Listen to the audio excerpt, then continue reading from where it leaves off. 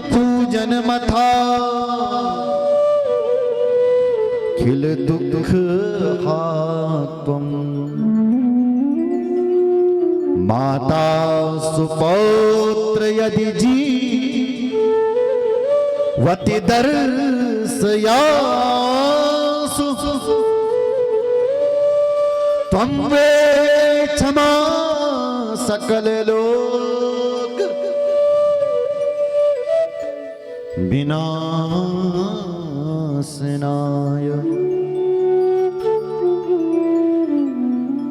हम कल भी कह रहे थे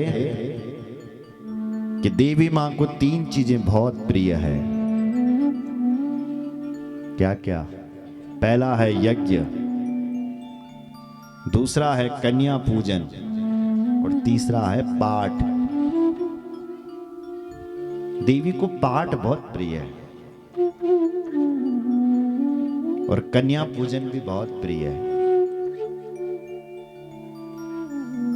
2 साल से लेकर के 10 साल तक की बेटियों का पूजन करना चाहिए, उसे कन्या कहते हैं।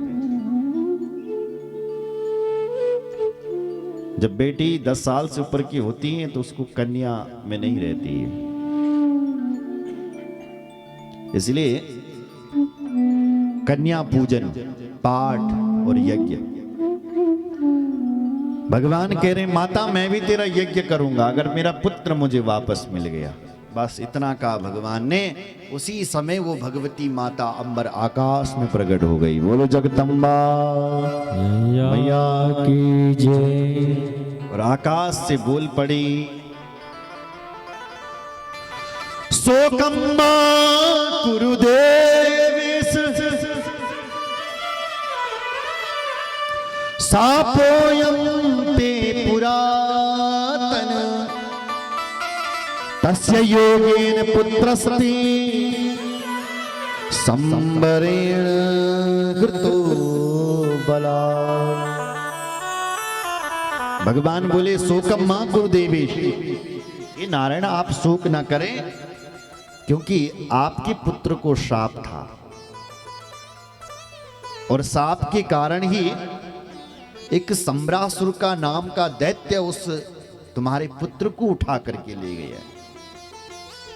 पर तुम शोक ना करें, 16 साल के बाद बल तुम्हें तुम्हारा पुत्र वापस मिलेगा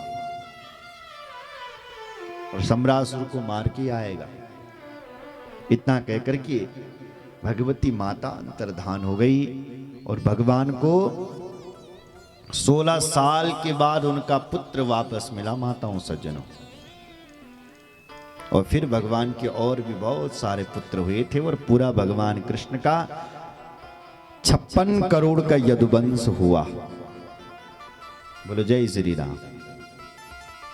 और रानी की जब पुत्र नहीं हो रहे थे तो भगवान के वंश में एक उपमन्यु है। क्या नाम है?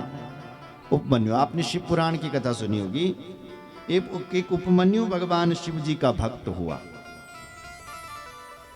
ये उपमन्यु एक दिन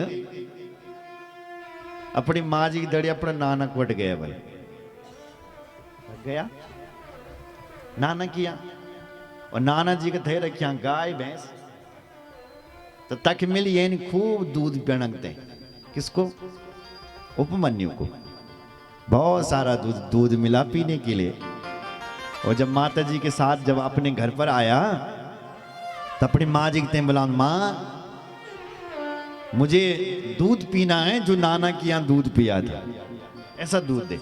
माँ जी ने बोली बेटा मेरे तो एक भैंस गुरु का छुना रखा गगन पिलो तो इन दूध नहीं। रोने लगा, माँ दूध पिला दूध पिला दूध पिला। तो उसकी माँ ने क्या किया, आटो ना हो ना, आटा होता है ना, आटा पानी में घोल करके दिया।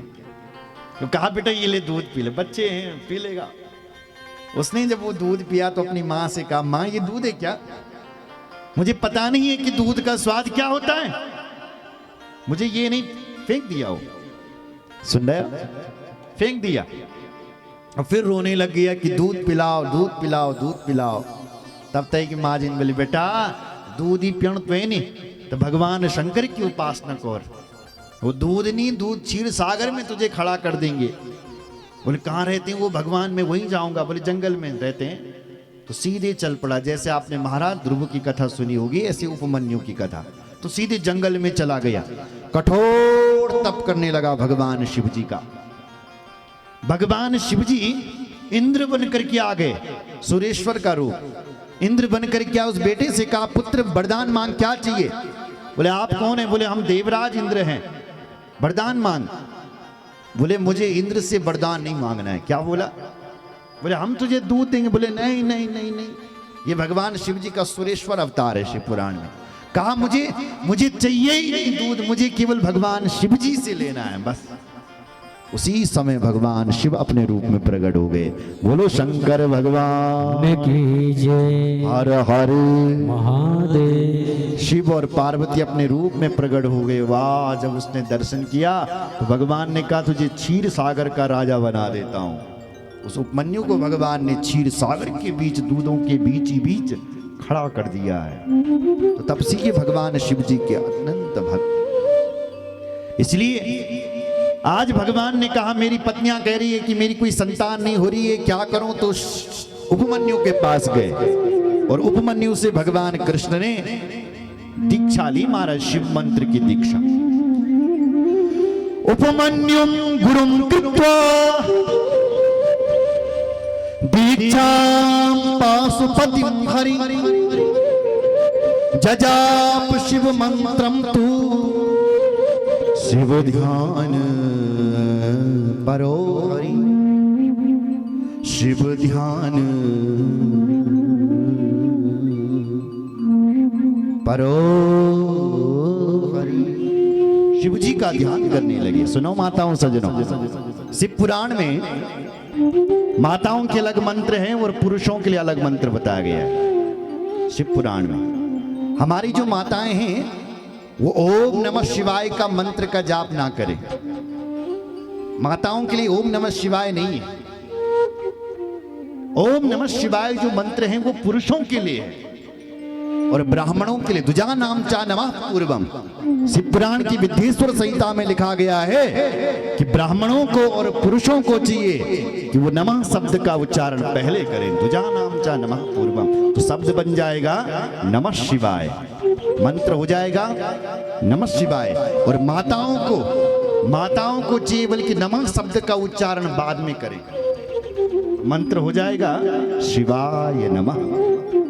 कौन सा मंत्र हो जाएगा? शिवाय नमः। आपने जब भी आप शिव जी के मंदिर में जाएं तो इसी मंत्र का उच्चारण करें, तुम्हें गायत्री जैसा पुण्य मिलेगा। कौन सा मंत्र? जोर से बोलो, शिवाय नमः, शिवाय नमः।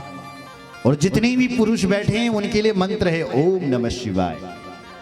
ये पुरुषों के लिए और ब्राह्मणों के लिए मंत्र लिखा गया है और माताओं के लिए शिवाय नमः।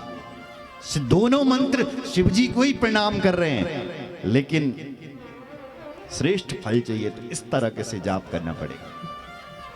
तो आज भगवान श्री कृष्ण भी शिव जी के नाम की दीक्षा लेते हैं और जजाप शिव मंत्रम तो शिव ध्यान परो हरि। श्री हरिबल शिव जी का ध्यान करते हैं, तपस्या करते हैं भगवान शिव। भगवान शंकर भगवान से प्रसन्न हो गए। तम दृष्ट्वा शंकरम तुष्टम भगवान देव की सुता स्तुतिम चकार देवेशो मेघ गंभीरया गिरा। मेघ गंभीर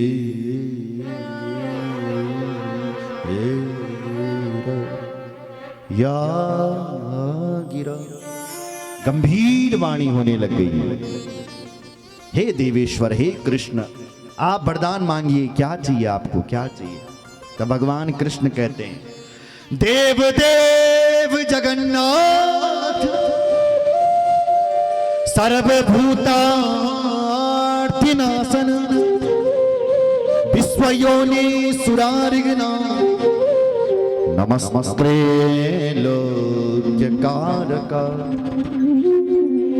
नीलकंठ नमस्तुभ्यं सूलिने ते नमो नमः।